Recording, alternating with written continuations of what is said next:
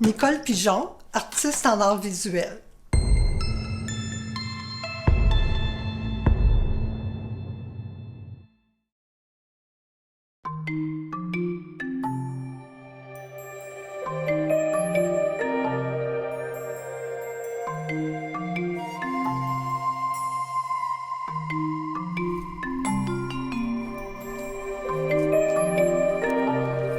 Durant l'été, souvent, je m'apporte un lunch, de la peinture, de la lecture. Je mets tout ça dans mon auto, puis je vais à Paugun. Puis je m'installe là, puis je rêve un peu, tu sais, je regarde l'eau, puis je dessine, je fais de la peinture. C'est un moment de paix incroyable. Paugun, pour moi, là, c'est un petit paradis. J'aime ça être au bord de l'eau, j'aime ça voir des poissons, mais je sais pas si je serais capable de leur faire mal. Je pense que j'ai trop une relation proche du poisson que ça me ferait mal au cœur. Quand je suis allée à l'université faire mes cours d'art, je voulais juste apprendre à dessiner, faire de la peinture. C'est le meilleur choix que j'ai fait de ma vie. C'est comme mon âme qui voulait s'exprimer. Donc, tu peux pas faire ça tout le temps, là. Elle sort. Ouais, elle a jailli.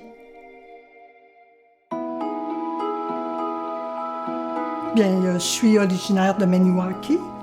Puis, on était une famille de 7 enfants.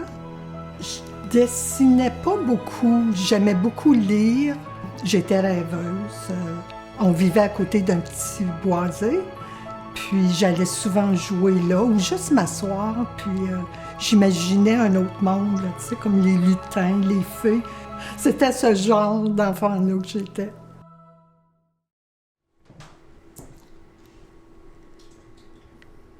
J'ai commencé à penser aux études en art, j'avais dans la trentaine.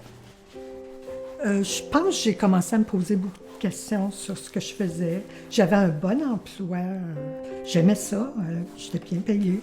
Mais puis là, je me voyais assise au même bureau à 65 ans, puis je n'étais pas capable, là, tu sais. Ça fait que c'est ça qui m'a décidée.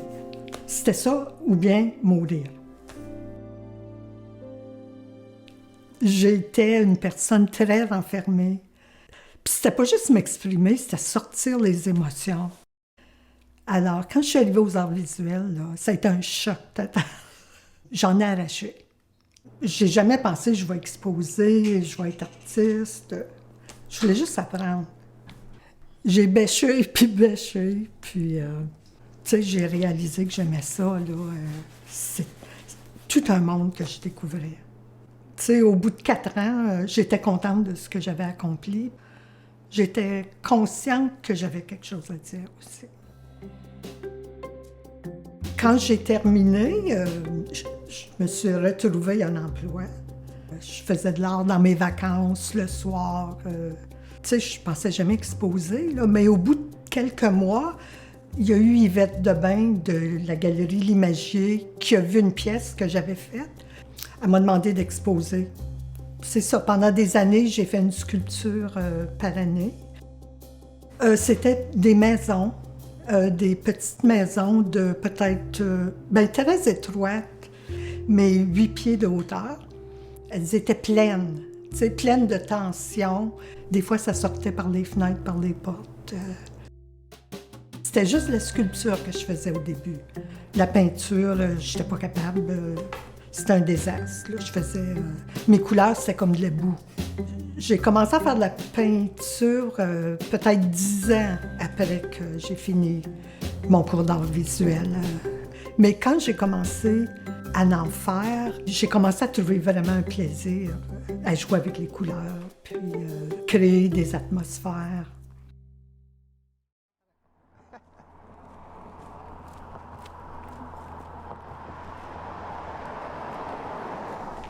Ouais, en 1996, j'ai rencontré mon poisson. Bonjour, Adrien. Bonjour. J'aimerais avoir une truite fumée. Ouais. Bon, donc, ça gueule. parfait. C'est ça? C'est ça. J'ai rencontré quelqu'un qui est venu ici pour souper, puis il avait apporté une truite fumée.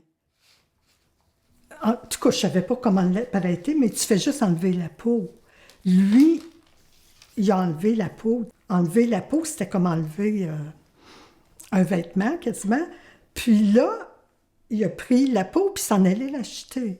J'ai dit, jette pas ça, c'est trop beau. Elle a des belles bandes de couleurs de chaque côté. Une belle gueule aussi, hein. On a soupé, tu sais, puis le lendemain, je regardais la peau, puis je trouvais ça beau, tu sais, ça me parlait. Tu sais, la fureur de vivre, là, c'est ça que j'aime. C'est plein d'énergie, là. Mais on dirait que la vie continue quand même. Bien, pour moi, elle continue, tu sais. J'avais une exposition qui s'en venait, puis j'avais déjà commencé à travailler quelque chose avec des masques. Alors, j'ai scrappé ce que j'étais en train de faire, puis j'ai commencé à travailler avec cette peau-là. Ma sculpture a changé complètement. Puis c'est comme ça que toute l'histoire du poisson a commencé. Mais au début, je pensais que je m'en servais pour cette sculpture-là. Mais à la longue, tu sais, ça m'habitait, ça m'habite encore. Puis j'ai essayé de m'en débarrasser parce que je me disais, faut que je fasse d'autres choses, faut que j'explore d'autres choses. Puis ça revient. Ça surgit du fond de l'eau ou du fond de mon imaginaire. Puis on dirait que des fois j'ai des conversations avec. Tu sais, on se comprend. Tu sais, c'est comme un symbole de vie, de religion, de sexualité. Ça représente la vie. Oui, je me sers de carcasses de poisson comme modèle pour certaines peintures. Puis en sculpture, bien, je me sers de la carcasse au complet, là. C'est des vieilles têtes. Elles ont peut-être une vingtaine d'années. Ça se conserve très bien. D'abord que c'est fumé. Puis je les ai nettoyés, vernis. Bien, j'en ai depuis 96. Puis il y a souvent la tête qui m'intéresse parce que il y en a là, qui ont un look très féroce. Puis pour moi, elles sont habitées de vie, d'histoire, de lutte, de rêve. Les rêves, c'est très important pour moi. Ça fait au moins 35-40 ans que je les écris. Ça t'amène dans un autre monde. Puis même à des moments donnés, je rêve aux poissons. Des fois, c'est un peu mon poisson qui se meurt ou qui a besoin d'eau, qui a besoin d'air. Alors, je vois ça comme un message. Le poisson a les yeux de ma mère. Je vois que les yeux sont faibles. Alors, je me dis que je devrais mouiller le poisson pour qu'il ne meure pas. Ça, c'est quelques mois après que ma mère est décédée.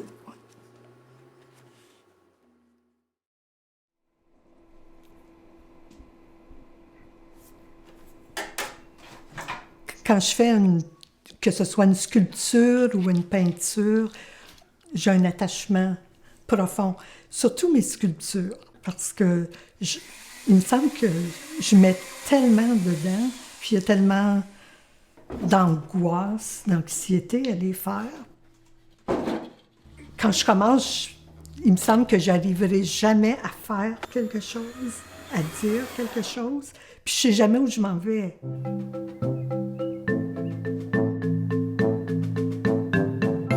J'en ai une en métal, qui est justement chez un ami architecte. Celle-là, j'ai presque pleuré.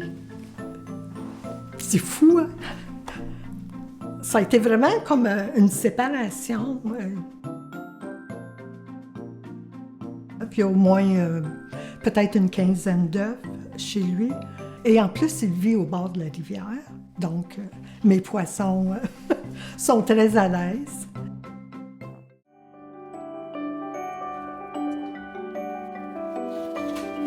Il y a quelque chose qui me rend heureuse dernièrement. On dirait que c'est moins angoissant quand je fais une peinture, une sculpture. On dirait que je commence à avoir plus de plaisir plus longtemps, là, tu sais. Je viens à bout de m'angoisser quand même, là. Tu sais, ça peut être une joie, un grand bonheur quand tu réussis à dire quelque chose, là. Je sais pas si c'est un plus grand bonheur.